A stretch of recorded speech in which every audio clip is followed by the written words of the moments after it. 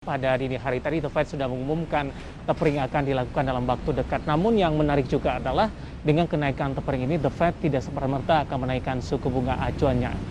Respon dari investor cukup baik, di mana Wall Street mengalami kenaikan yang cukup signifikan, pemirsa. Apakah kondisi ini juga akan memberikan pengaruh terhadap indeks harga saham gabungan untuk kembali mencetak rekor tertinggi di sepanjang masa?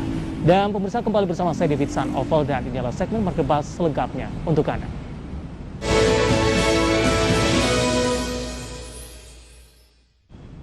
Ya, pemirsa, pada perdagangan kemarin indeks harga saham gabungan naik jelang pengumuman tapering The Fed. Asing kembali catat pembelian dengan sasaran utama saham KLBF, BBRI, hingga saham buka.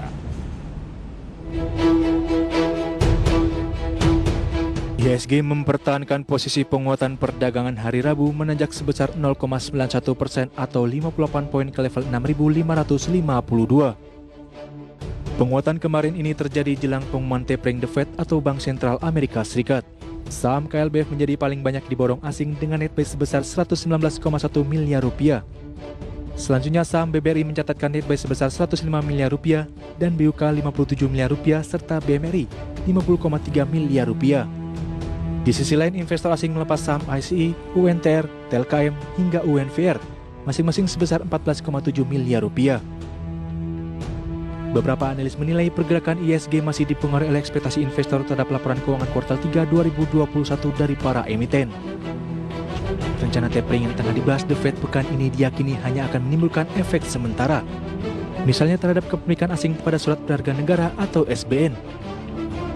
Berdasarkan data dari laman Ditjen Pengelolaan Pembiayaan dan Risiko atau DJPPR Kementerian Keuangan hingga akhir Oktober 2021, tingkat kepemilikan asing pada surat berharga negara Indonesia tercatat sebesar 950,98 triliun rupiah atau 21,39% dari total surat utang.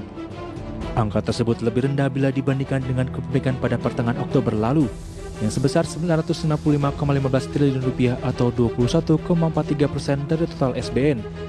Sementara pada akhir September lalu tingkat kepemilikan asing terhadap SBN Indonesia adalah sebesar 966,11 triliun rupiah, mencakup 21,72% dari total surat utang Indonesia. Kebijakan pengurangan pembelian aset oleh The Fed atau tapering off dinilai memang akan menekan pasar surat utang negara Indonesia dan meningkatkan tingkat imbal hasil atau yield surat utang pemerintah Amerika Serikat atau US Treasury. Hal tersebut akan berimbas negatif terhadap pergerakan imbal hasil SUN Indonesia.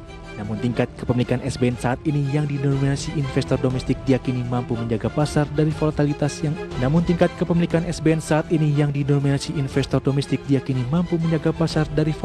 yang terlalu tinggi. Berbagai sumber untuk IDX Channel.